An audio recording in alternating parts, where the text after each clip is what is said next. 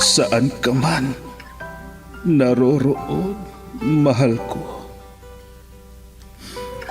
mananatili kang buhay sa aking puso. Ramdam kita sa bawat sandali. Dahil buhay na buhay ka sa himig ng pag-ibig. Himig ng pag-ibig. I need your love, you brighten up my day. Isang himig na maging gabay sa mga taong wagas na nagmamahalan. Duyan ng malabahagharing pag-ibig na hihili sa puso at pakiramdam. Himig ng pag-ibig. Isang dula na kung saan iikot ang iba't ibang kwento na inyong mapapakinggan mula Lunes hanggang Sabado sa pluma at direksyon ni Lovimin Aquino dito sa Lovelet Artist and Talent Center Drama Productions. Handog sa inyo ng number 1 and most trusted radio network in the country, Bumbo Radio Philippines. Basta Radio. Bumbo.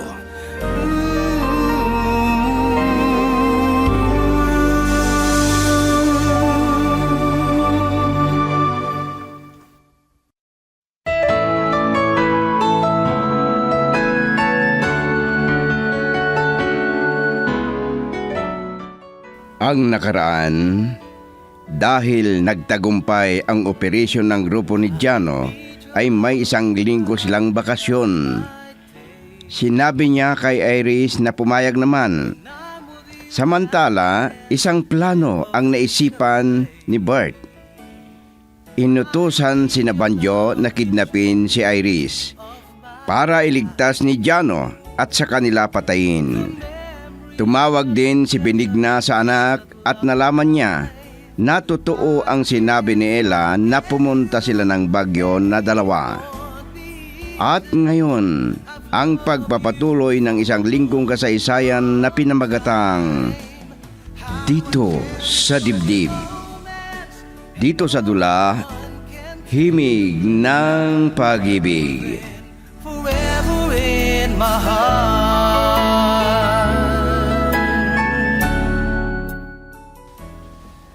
Nakanda na kayo, Banjo? Simulan na ninyo na manmanan si Iris. At ituro ko sa inyo ang bahay nila at opisina na pinagtatrabahuan niya.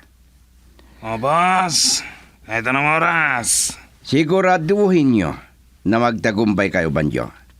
At walang palpak. Areglado, boss. Sige. Ito ang budget ninyo. 10,000 pesos yan. At dagdagan ko pa kung magtagumpay kayo. Areglado, boss. Walang problema. Sige. Uminom ka pa. Marami ang mainom at pulutan.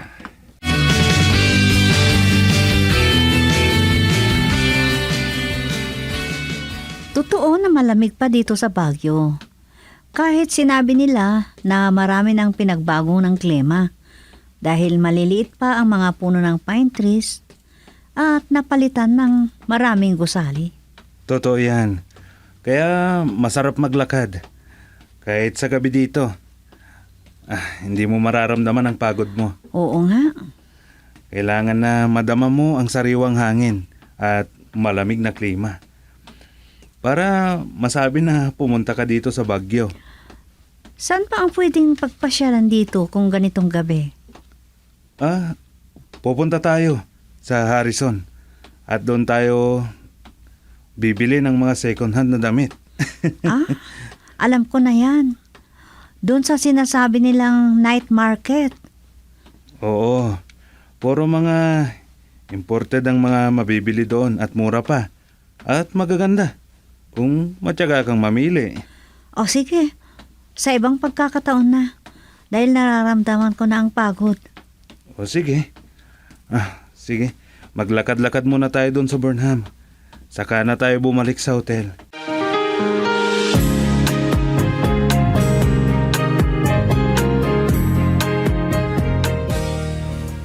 Aba, nakasave dyan sa cellphone mo ang kanta na yan? Oo, nagustuhan ko nga. Lahat ng sandali. Parang sinabi mo na lahat ng sandali, nandito ako sa piling mo. Sinabi mo pa. Alam mo naman ang trabaho ko. Anumang oras na kailangan nila ako, ay hindi ako makakatanggi. Kahit hindi dapat na iiwan kita. Naiintindihan ko yan. Alam ko naman ang trabaho mo. Salamat naman kung ganon. Dahil marami pa ang hindi nakakaintindi sa trabaho namin. O kaya ay sa tungkulin namin na pulis. At ganon din ang mga sundalo. Walang problema. Dati pa, alam ko naman ang trabaho mo. Salamat. Salamat at nakakaintindi ka ng mabuti. Mag-ingat ka sana.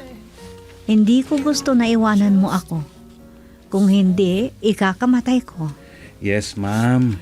Kagaya ng kanta na yan, natanda ng ating pagmamahalan. Sa lahat ng sandali. Ang gusto ko, nandito ka lagi sa piling ko. You are the star in my life. Don't fade, don't fade. Umalis na si Judge at ng saksi ng kasal natin. Sila nang bahala. Ang bilis ng pangyayari. Iba talaga kung may kakilala.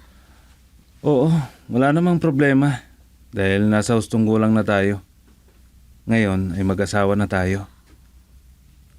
Mabibigla si Ella. Kung malaman niya na totoo pala ang sinabi niyang biro kay Mama. Sigurado yan. O ano na, saan tayo pupunta?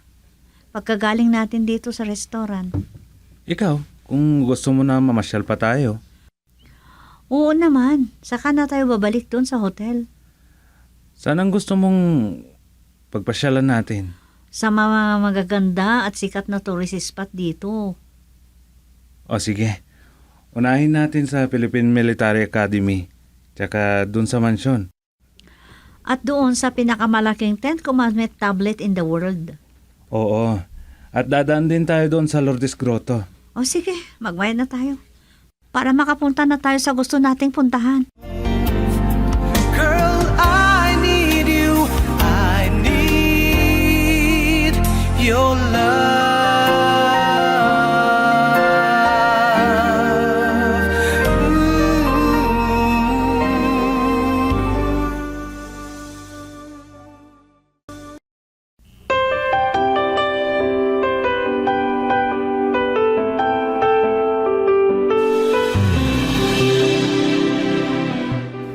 Ito ang Guinness World Record holder na tallest 10 commandments tablet sa buong mundo.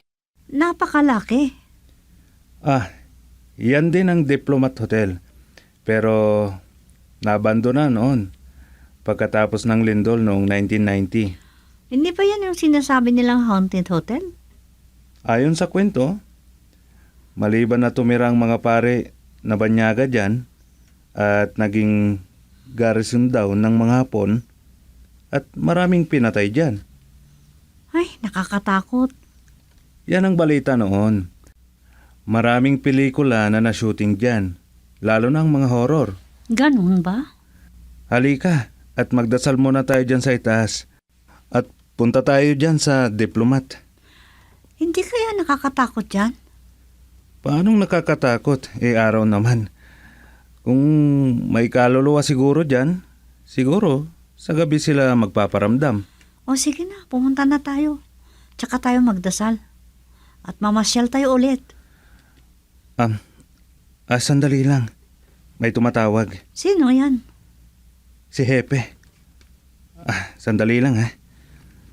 Hello, Chief. Out of town, Chief. Nandito kami sa Baguio. Opo, sir. Copy, sir. Sige, sir. Bye.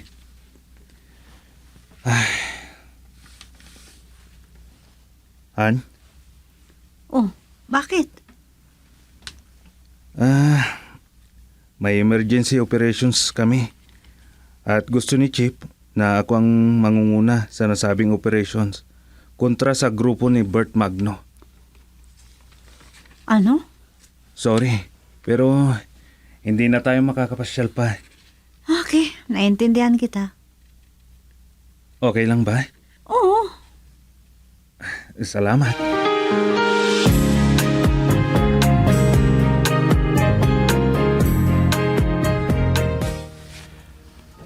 Ano ba naman?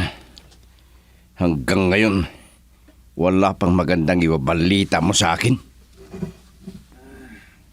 Boss, wala doon sa bahay nila si Irish. Oo. Naalala ko na. Umalis pala doon sa bahay nila. Pero doon sa pinagtatrabahuhan niya, doon kayo magmanman. Saan bang opisina nila, boss? Makinig ka at sasabihin ko sa'yo. Doon ka magmanman. Sige, boss. Sige. Sabihin ninyo kung saan yun. Sige. Makinig kang mabuti, Banjo.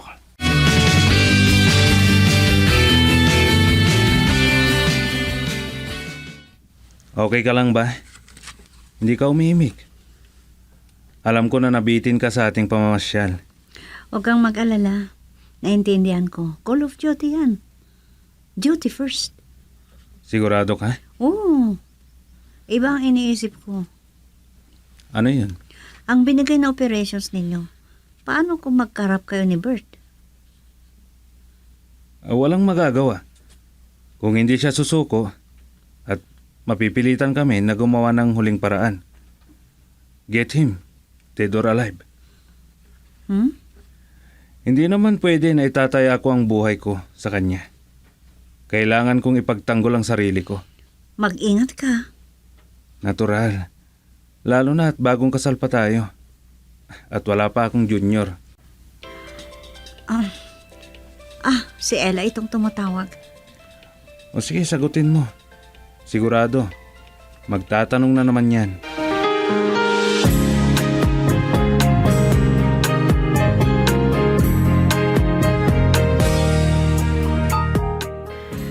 Kumusta na kayo, friend?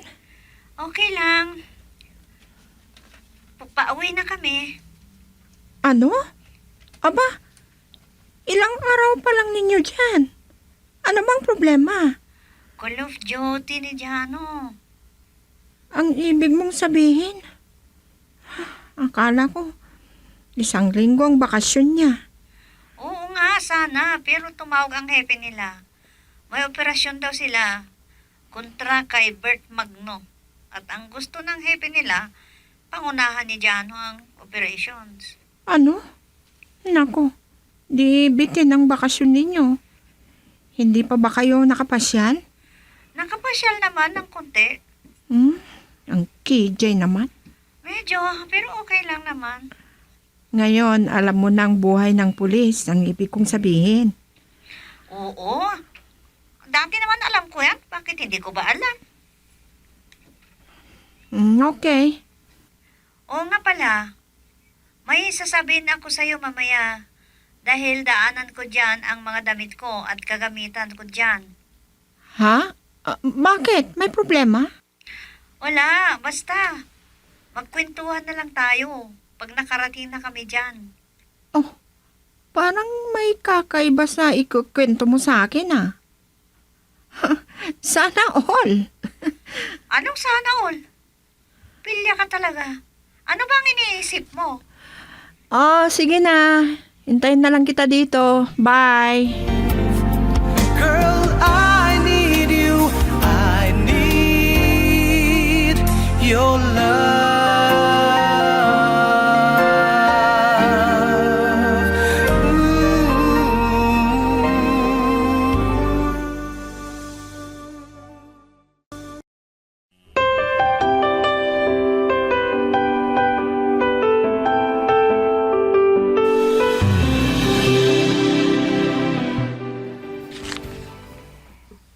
Ano?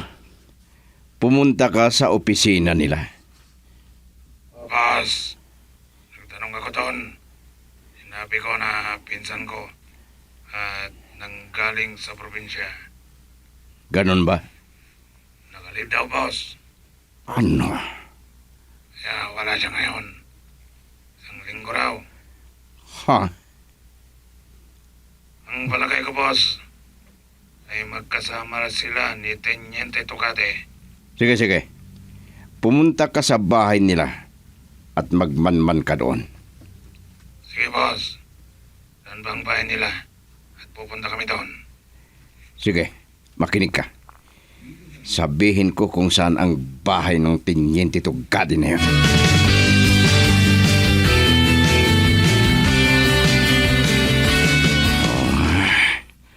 Malas lahat. Malas talaga. Kasama yata ni Iris ang pulis. O kaya... Totoo kaya na sumama kay Tugadi sa Iris? Hindi pwede. Ako ang dapat mahalin ni Iris. Dapat na mahulog siya sa aking kamay. Walang ibang makakaangkin sa kanya kundi ako. May tawag, si Banjo. Hindi naman siya ang tumatawag kundi si boss. Hello, boss. Sige, boss. Opo, boss. Sige. Sige po. Magkikita tayo doon sa hideout. Bye. Istorbo naman si boss. Ano kaya ang importante na sasabihin niya sa amin?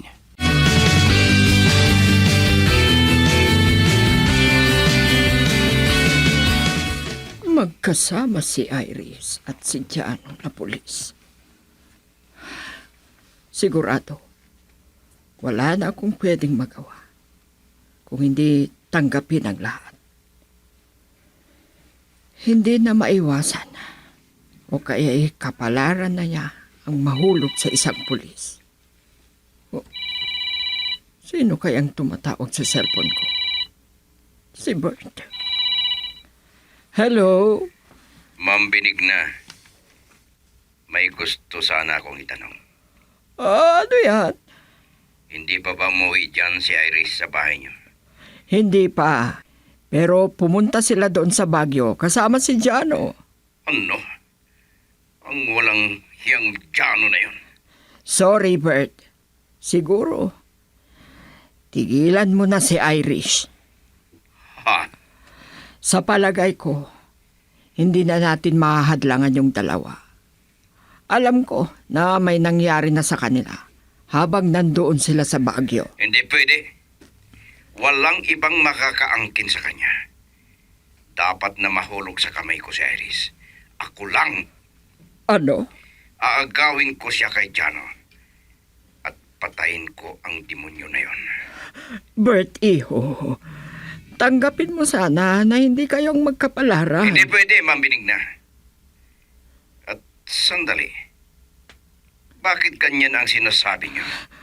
Umalis dito si Irish. Dahil ipinipilit ko na ikaw ang gusto ko. At alam ko na nagkamali ako. Kahit anong gawin ko, ay hindi ko sila mapaghihiwalay. Ano? At ayaw kong mawalang anak ko sa piling ko kailanman. Ha? Nakapag-isip-isip na ako. Matanda na ako. At walang ibang susuporta sa akin at mag-aalaga sa akin, kundi ang aking anak.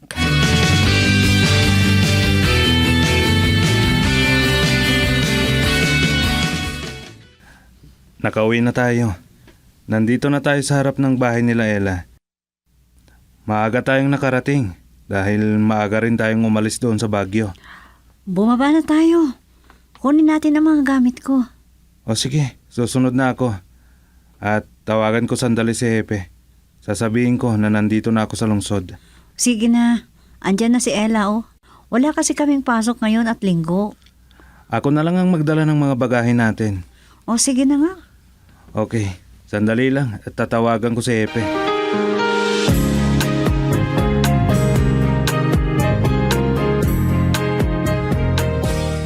Ang ibig mong sabihin? Iuuwi ka ni Jano? Oo.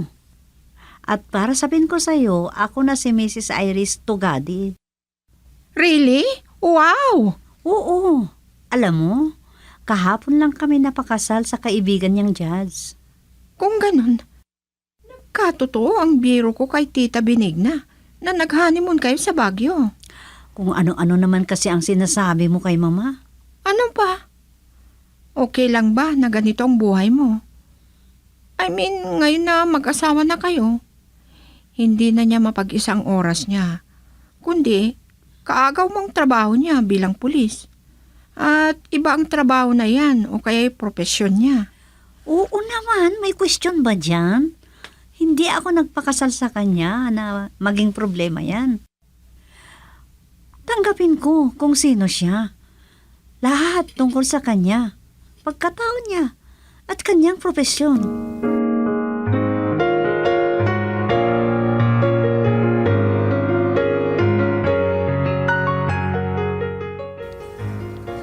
Aba, anong ibig sabihin nito, anak? Akala ko ba isang linggo ang bakasyon mo at kasama mo si Iris? Opo, Itay. Dito natitira si Irish. Ano? Mag-asawa na po kami. Ha? Nagpakasal kami doon sa Baguio. Kay Judge Rigos. Siya ang nagkasal sa amin. Girl, I need you. I need your love.